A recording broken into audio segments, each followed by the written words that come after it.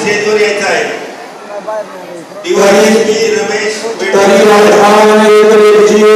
मान सर्व सभाशी मात्र होईजे हे प्रतिज्ञा उत्तर माझे उघड उघडाय का माऊली महावैष्णव घ्या वळी म्हणून सांगताय नवे नवे तुम्हाला आम्हाला जीवाला वळीतून उपदेश करताय प्रतिज्ञा करताय. ती प्रतिज्ञा अशी आहे राजा हो आपण या ठिकाणी सर्व करता आहोत.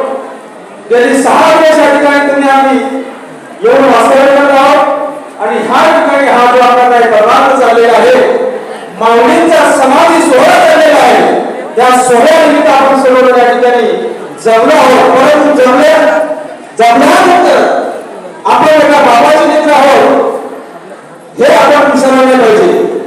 संत श्रीपाद बाबा संत रामदास बाबा यांच्या कृपा आशीर्वादाने अनेक आपल्या ह्या संप्रदायामध्ये वक्ते आहेत, कीर्तनकार आहेत, प्रवचनकार आहेत. मी काय बाबा कीर्तनकार नाहीये, प्रवचनकार नाहीये, परंतु संत श्रीपाद बाबा रामदास बाबांची माझ्यावरती काहीतरी कृपा असावी आणि कृपा झाल्यानंतर माझे गुरुवर्य संत संतू बाबा भावे सुरत यांच्या माध्यमातून आमच्यापर्यंत हा नावाचा विषय पोहोचलेला आहे. आणि पोहोचल्यानंतर या ठिकाणी आल्यानंतर जो काय आपल्याला आनंद होत असतो आणि हा आनंद घेण्यासाठी आपण या ठिकाणी आलो आहोत. कारण ही जी काही सेवा माझ्या वाटेला आली ही माझ्या सुद्धा मला काही कोणी सांगितलं नाहीये, परंतु आपले मला मगाशी बोलले की तुमच्या थोडं नावामध्ये बदल झालेला आहे. माझं नाव राजू झोळे नसून माझं नाव सुरेश झोळे असं आहे. मला या ठिकाणी तरी सांगितलं थोडं नावामध्ये बदल झालेला आहे, तुम्ही माफ करा, पण तुमची ती सेवा आहे.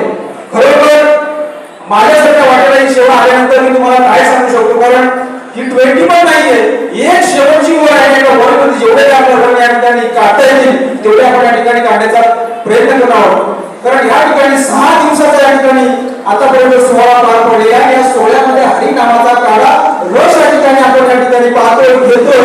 ह्या काढा आपण घेत असताना कुठेतरी आपल्या अंतःकरणाला समाधान वाटतंय. अंतःकरणात कुठेतरी आपल्याला एक मी या बाबाची लेकरं आहोत, त्या बाबाचं मी लेकरं, या बाबाचं लेकरं आहोत, हे प्रत्येकाच्या जीवनामध्ये असं आपल्याला वाटू लागले.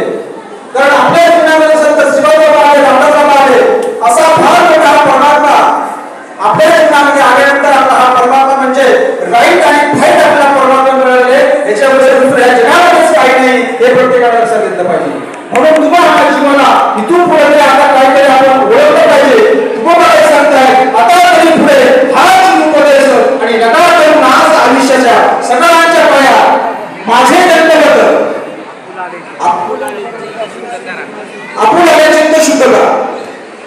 पण हे करत असताना आपण ह्या ठिकाणी आल्यानंतर तुम्ही आम्ही सगळे लेखक सारखं वागतो, पण ह्या मंडपाच्या बाहेर गेल्यानंतर आपण पुन्हा जसे होतो तसेच होतो.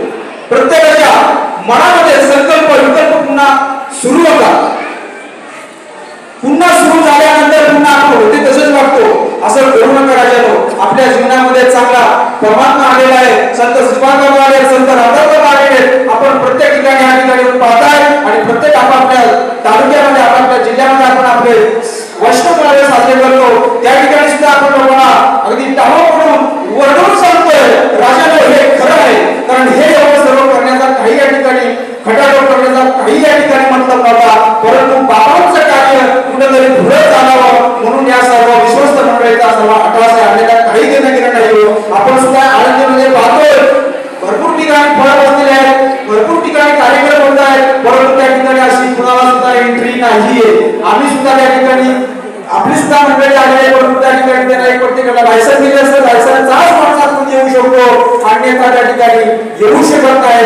रात्री बाबा हे बोलले कीर्तनामधून काय बोलले, त्या ठिकाणी पैसे देऊन कीर्तन करायला लागतात, प्रवचन करायला लागतात, ते त्या बाबांनी तिथं स्पष्ट केलं होतं. तसं मी सांगतोय मलाही या ठिकाणी माझं प्रवचन होणार आहे माहित नव्हतं, परंतु आपण जे कुठं काय भक्ती करत आहोत, जे काही मेहनत घेत आहोत, त्या मेहनतीचं फळ कुठे संत श्रीपाद बाबा आपल्या ठिकाणी देतात विश्वस्त मंडळाच्या हातामध्ये आणि ते आपल्या ठिकाणी करायला मिळतंय. अन्यथा काहीच नाही. आपण कुणीच नाहीये.